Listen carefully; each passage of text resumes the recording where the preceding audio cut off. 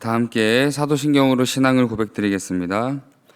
전능하사 천지를 만드신 하나님 아버지를 내가 믿사오며 그 외아들 우리 주 예수 그리스도를 믿사오니 이는 성령으로 잉태하사 동정녀 마리아에게 나시고 본디오 빌라도에게 고난을 받으사 십자가에 못 박혀 죽으시고 장사한 지 사흘 만에 죽은 자 가운데서 다시 살아나시며 하늘에 오르사 전능하신 하나님 우편에 앉아 계시다가 저리로서 산자와 죽은 자를 심판하러 오시리라. 성령을 믿사오며 거룩한 공예와 성도가 서로 교통하는 것과 죄를 사하여 주시는 것과 몸이 다시 사는 것과 영원히 사는 것을 믿사옵나이다. 아멘. 다 함께 찬송가 21장 부르시도록 하겠습니다. 찬송가 21장입니다.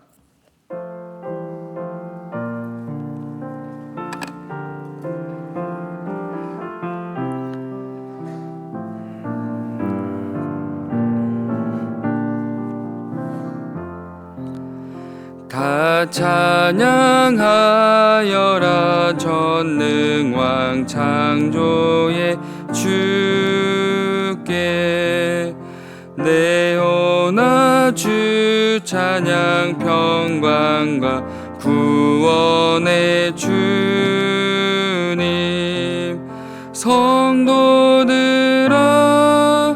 주 앞에 이제 나와 즐겁게 찬양하여라 다 찬양하여라 놀라운 만유의 주께 포근한 날개 민들 품어 주시는 주님 성도들아 주님의 뜻 안에서 내 소원 다 이루리라 다 찬양하여라 온몸과 마음을 바쳐 이 세상 만물이 주 앞에 다 나와 찬양 성도들아 기쁘게 소리 높여 영원히 찬양하여라 아멘. 이 시간 함께 나눌 하나님의 귀한 말씀은 열왕기상 7장 40절부터 51절까지의 말씀입니다. 열왕기상 7장 40절부터 51절까지의 말씀을 제가 봉독해 드리겠습니다. 히람이 또 물두멍과 부삽과 대접들을 만들었더라. 이와 같이 히람이 솔로몬 왕을 위하여 여호와의 전에 모든 일을 마쳤으니 곧 기둥 둘과 그 기둥 꼭대기에 공 같은 머리 둘과 또 기둥 꼭대기에 공 같은 머리를 가리는 그물 둘과 또 그 그물들을 위하여 만든 바 매 그물에 두 줄씩으로 기둥 위에 공 같은 두 머리를 가리게 한 석류 400개와 또 10개의 받침수레와 받침수레 위에 10개의 물두멍과 한 바다와 그 바다 아래에 소 12마리와 솥과 부삽과 대접들이라. 히람이 솔로몬 왕을 위하여 여호와의 성전에 이 모든 그릇을 빛난 옷으로 만드니라. 왕이 요단 평지에서 숫꽃과 사르단 사이에 파진 흙에 그것들을 부어 내었더라. 기구가 심히 많으므로 솔로몬이 다 달아보지 아니하고 두었으니 그 논 무게를 능히 측량할 수 없었더라. 솔로몬이 또 여호와의 성전에 모든 기구를 만들었으니 곧 금단과 진설병의 금상과 네 소 앞에 좌우로 5씩 둘 점금 등잔대며 또 금꽃과 등잔과 불집게며 또 정금 대접과 불집게와 주발과 숟가락과 불을 옮기는 그릇이며 또 내소 곧 지성소의 문에 금 돌적이와 성전 곧 외소문의 금 돌적이더라. 솔로몬 왕이 여호와의 성전을 위하여 만드는 모든 일을 마친지라. 이에 솔로몬이 그의 아버지 다윗이 드린 물건 곧 은과 금과 기구들을 가져다가 여호와의 성전 곳간에 두었더라. 아멘. 오늘 본문은 여호와의 성전에 들어갈 성전 기구를 제작하는 솔로몬 왕과 히람의 모습에 대해 자세히 담고 있습니다. 따라서 솔로몬 왕과 히람의 모습 중에 히람의 모습을 통해 우리가 기억해야 할 신앙의 교훈이 무엇인지 잠시 생각해 보도록 하겠습니다.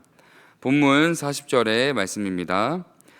히람이 또 물두멍과 부삽과 대접들을 만들었더라. 이와 같이 히람이 솔로몬 왕을 위하여 여호와의 전에 모든 일을 마쳤으니. 히람은 솔로몬의 왕의 명령을 받아 성전에 들어갈 기구들을 제작하게 되는데 우리는 가장 먼저 히람이라는 인물에 대해 조금 더 주목해야 합니다.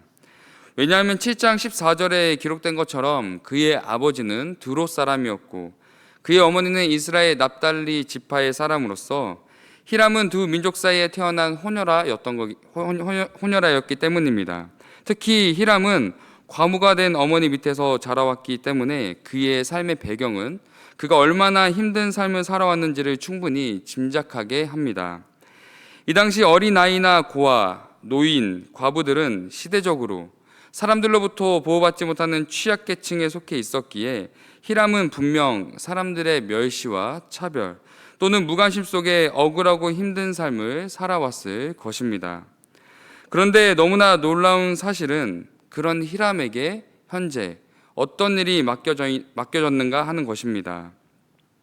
히람은 현재 거룩하신 여호와의 성전에 들어갈 녹기구를 도맡아 제작하는 일을 맡게 되었습니다. 이게 무엇을 의미하는 것일까요? 성경은 히람에 대해 놋을 다뤘던 아버지 밑에서 놋에 대한 기술을 미리 익히고 놋에 관련된 지혜와 청명과 재능을 구비한 사람이 히람이라고 말하고 있습니다. 그런데 과부의 아들이며 호녀라였던 히람이 거룩하신 하나님의 성전 기구를 제작하는 일을 맡게 된 궁극적인 이유는 그가 가진 재능과 능력과 상관없이 그가 지녔던 사회적 배경과 상관없이 히람이라는 존재를 기준 없이 차별 없이 있는 그대로 바라보시는 하나님의 사랑과 은혜가 있었음을 분명하게 알려주고 있습니다. 그러므로 이 땅에서 하나님의 백성이라고 고백하며 살아가는 우리의 삶 또한 하나님의 사랑으로 하나님의 마음으로 모든 이들을 사랑하되 기준 없이 차별 없이 하나님의 사랑으로 사랑하기에 힘써야 할 것입니다. 왜냐하면 하나님은 모든 영혼을 사랑하시되 천하보다 귀하게 사랑하시기 때문입니다. 이처럼 히람은 하나님의 차별 없는 기준 없는 사랑과 은혜로 인해 여호와의 성전에 필요한 모든 녹기구들을 도맡아 제작하게 되었지만 놋을 제작하는 과정에서 보여지는 그의 모습은 이 시대 속에 성도로 살아가는 우리들에게 큰 도전과 울림을 주고 있습니다. 먼저 히람은 솔로몬 왕의 명령을 통해 녹기구를 제작하게 되는데 그는 큰 기구들로부터 물두멍, 삽, 작은 대적가도 같은 작은 기구들까지 그의 손길이 닿지 않는 것이 없게끔 모든 것을 그가 직접 관여하고 만들었음을 보여주고 있습니다. 이 말은 자신에게 맡겨진 일에 대해 무엇 하나 소홀히 여기지 않고 대충 넘어가지 않고 크고 작은 모든 일에 막중한 책임감을 가지고 최선을 다해 섬겼음을 보여주는 것입니다. 그 결과 45절의 기록처럼 히람은 성전에 들어갈 모든 그릇들을 빛난 놋으로 만들어내었고 최고의 재료로 최상의 기구를 만들어냈음을 알려주고 있습니다.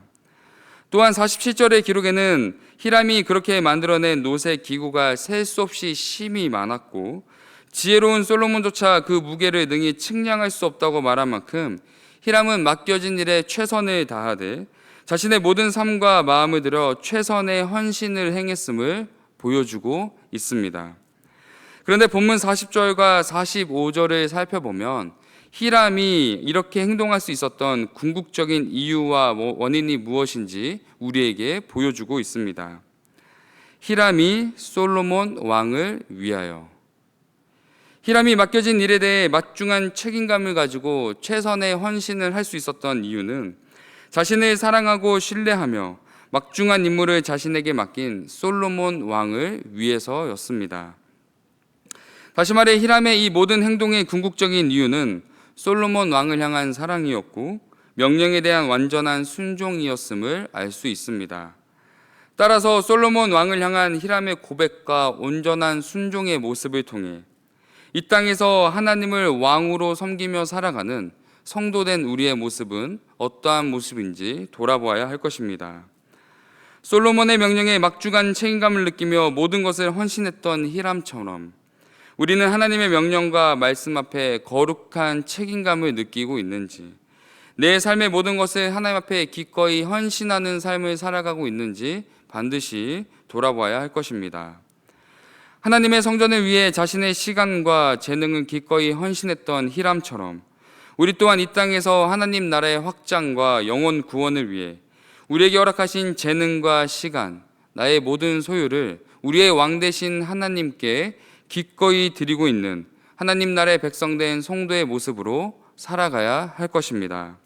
그러므로 솔로몬 왕을 위하여 라고 고백하며 모든 것을 헌신했던 히람의 고백이 우리의 왕 되신 하나님을 위하여 모든 것을 헌신하기로 결단하는 저와 성도님들의 오늘 하루 모든 삶의 고백이 되시기를 예수님의 이름으로 사랑하고 축복합니다. 기도하겠습니다. 사랑의 하나님, 오늘 하루를 허락하시고 예배 자리로 이끌어 주심에 감사합니다. 하나님, 죄인이었던 우리를 차별 없이 기준 없이 먼저 사랑하신 것처럼 우리 또한 이 땅에서 하나님의 사랑을 닮아가며 전하는 삶을 살아가게 하옵소서. 또한 우리에게 허락하신 재능과 시간과 소유를 나의 목적과 삶을 위해 사용하기보다 하나님의 명령, 하나님의 나라를 위해 기꺼이 헌신하며 섬기는 하나님의 백성, 성도된 삶을 살아갈 수 있도록 도와주시옵소서. 우리를 사랑하시되 모든 희생과 섬김으로 우리를 먼저 사랑하신 예수 그리스도 이름으로 기도드립니다. 아멘. 하늘에 계신 우리 아버지여, 이름이 거룩히 여김을 받으시오며 나라에 임하옵시며 뜻이 하늘에서 이루어진 것 같이 땅에서도 이루어지이다.